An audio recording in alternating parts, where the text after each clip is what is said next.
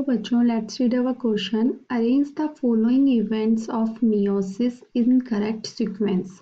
इन meiosis की जो stage जो इवेंट्स हैं उनको करेक्ट सीक्वेंस में हमें लगाना है। फर्स्ट है crossing over, second synapsis, third terminalisation of chiasmata, fourth है डिसअपीयरेंस ऑफ न्यूक्लियोलस। ऑप्शंस हैं आपके ए बी सी डी। जो ऑप्शन है, ए बोल रहा है second first fourth third, B first second third fourth, C second first third fourth, D second third fourth first. तो हमारा यहाँ पर जो की कंसेप्ट हो जाएगा वो क्या हो जाएगा, मियोसिस। मियोसिस को रिडक्शनल डिवीजन बोलते हैं। एक्चुअली मियोसिस फर्स्ट और मियोसिस सेकेंड होते हैं, तो मियोसिस फर्स्ट को रिडक्शनल डिवीजन बोलते हैं और मियोसिस सेकेंड को इक्वेशनल डिवीजन बोलते हैं, क्योंकि उसमें रिडक्शनल डिवीजन इसलिए बोलते हैं क्योंकि उसमें डिप्लॉइड से सेल कैसे हो जाती है, हैप्लॉइड हो जाती है। ये जर्म सेल्स में होता है,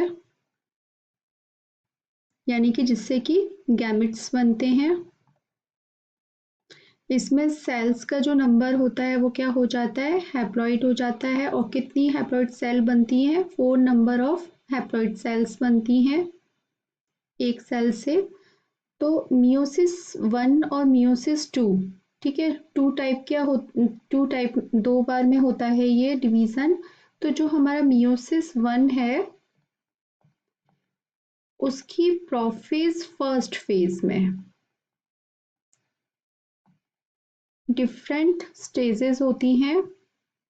फर्स्ट होती है हमारी लैप्टोटीन, सेकेंड होती है जाइगोटीन, थर्ड होती है पेकाइटीन,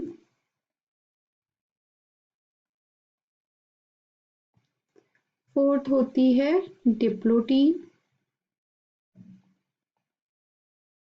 और फिफ्थ होती है डायकाइनेसिस। ठीक है, तो फर्स्ट जो लैप्टोटीन होती है उसमें क्या होता है कि जो क्रोमोसोम होते हैं वो कैसे होते हैं, लॉन्ग थ्रेड जैसे दिखने लग जाते हैं, लॉन्ग थ्रेड लाइक दिखने लगते हैं और कैसे हो जाते हैं, विजिबल हो जाते हैं। जाइगोटीन में क्या होता है, बाइफलेंट या सिनेप्टोनीमल जो कॉम्प्लेक्स होता है वो फॉर्म हो जाता है, कॉम्प्लेक्स फॉर्मेशन।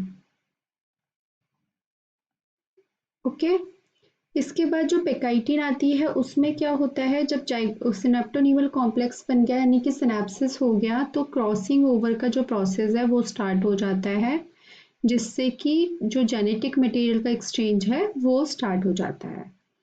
डिप्लोटीन, इसीलिए जो मियोसिस में जो डॉटर सेल्स बनती हैं वो आइडेंटिकल नहीं होती हैं, जेनेटिकली डिफरेंट होती हैं। डिप्लोटीन में क्या होता है, काइजमेटा फॉर्मेशन हो जाता है या एक्स शेप का स्ट्रक्चर का फॉर्मेशन हो जाता है। डाइकाइनेसिस में टर्मिनलाइजेशन हो जाता है। ठीक है, और इसके बाद क्या होता है, डाइकाइनेसिस के बाद जो न्यूक्लियस और न्यूक्लियोलस होता है वो डिसअपियर हो जाते हैं प्रोफेज फर्स्ट में ही, न्यूक्लियोलस डिसअपियर। ठीक है, अब हम अपने ऑप्शन देखते हैं क्वेश्चन में। तो हमने ये देखा, ये अब हम इनको सीक्वेंस में लगाना है। हमने देखा कि सिनेप्सिस यानी कि सिनेप्टोनीमल कॉम्प्लेक्स का जो फॉर्मेशन हो रहा है उसको क्या बोलते हैं, सिनेप्सिस का प्रोसेस। ठीक है, तो सिनेप्सिस जो हो रहा है सबसे पहले हो रहा है, तो फर्स्ट हमारा ये हो गया। उसके बाद जाइगोटीन के बाद हमारा क्या आ रहा है, पेकाइटिन, जो कि क्रॉसिंग ओवर हो रहा है, सेकेंड हमारा क्रॉसिंग ओवर है। थर्ड टर्मिनलाइजेशन ऑफ प्रोसेस ये हो रहा है। उसके बाद न्यूक्लियस और न्यूक्लियोलस डिसअपियर हो रही है, ये प्रोसेस फर्स्ट स्टेज होती है। ठीक है, थर्ड ये होगा, देन फोर्थ ये होगा। ठीक है, ये होगा अपना सीक्वेंस। तो अब हम अपना ऑप्शन देख लेते हैं। जो आंसर होना चाहिए वो होना चाहिए सेकंड, फर्स्ट, थर्ड, फोर्थ। ठीक है, ये हमारा सीक्वेंस होना चाहिए। तो सेकंड, फर्स्ट, फोर्थ, थर्ड है ये, तो ये नहीं होगा। फर्स्ट, सेकंड, थर्ड, फोर्थ नहीं होगा। सेकंड, फर्स्ट, थर्ड, फोर्थ, ये हमारा आंसर होगा, क्योंकि सीरीज क्या है हमारी, सेकंड, फर्स्ट, थर्ड, फोर्थ।